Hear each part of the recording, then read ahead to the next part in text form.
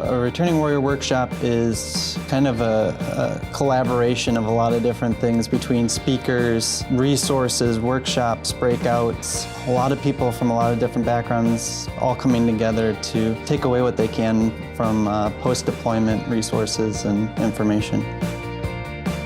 My RWW experience was fantastic. I thought it was going to be a death by PowerPoint kind of evolution, but it was very interactive between the other service members that were there as well as the personnel that were in charge of each individual workshop. Before I went, I was nervous about going because I didn't know if they were going to ask me questions point blank. I didn't know if other people had apprehensions, if I would have to talk in a group. But it was very nice. The workshop is set up very appropriately in the sense where, you know, you're not put on the stand. If you want to share something, you can. It provides a safe place to share experiences. You get to meet other people. You'll hear from other sailors that have gone through mobilizations, and they talk about what happened to them while they were gone, some of the struggles, and how they went through to overcome a lot of the things that happened to them. A lot of people go in expecting one thing and then come back and say, oh, I didn't know there were these resources, or this presenter was phenomenal and I walked away learning this, and this. I just think it was awesome the way everything was all set up, and I had options and I could attend certain briefs that, you know, pertain to me. Typical RWW starts on a Friday. We start the evening with a buffet dinner. We usually have a guest speaker that kind of lightens the atmosphere and brings about, just start to build those relationships with the other sailors and guests at your table.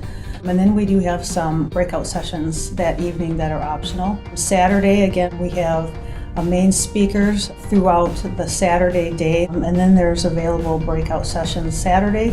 And then Saturday night, we do have a banquet of honor, which is a great way to honor the sailor and their guests. And we do have a speaker that comes in and talks to everyone. And then Sunday, we do have speakers on Sunday that address transformational growth and some of the reintegration, and then we end around 12 o'clock. We all talked like normal people because we wore civilian clothes. We didn't really talk about our specific jobs really at all. So ranks weren't really ever a part of it, and it was more, there was a lot of camaraderie with each other for being there. It wasn't just, you know, an E1 through E6 event. It was, E1 through 09. Even with the different rank structure, everybody interacted well, and it was meant to be an environment of people to come together as a community. As people arrive, there's some apprehension, there's, maybe a wall, a little uncertainty. We get in, we have dinner, we have a group engagement, and as we go through the process, you see walls being broken down, you see more engagement and appreciation for the product that is presented to them. A lot of people come back to me and they're like, well, I didn't know the amount of support that was out there. There's a lot of resources that are popping up. There's a lot of people going through the same things, or at least can connect in a similar way with a lot of different things. So people come back kind of flabbergasted about the amount of support and things that they didn't know were there. If at the minimum you get out of it is a weekend away, there is a lot of value you can get out of it. I just truly was appreciative of the time that I got to be there, and it always stuck with me.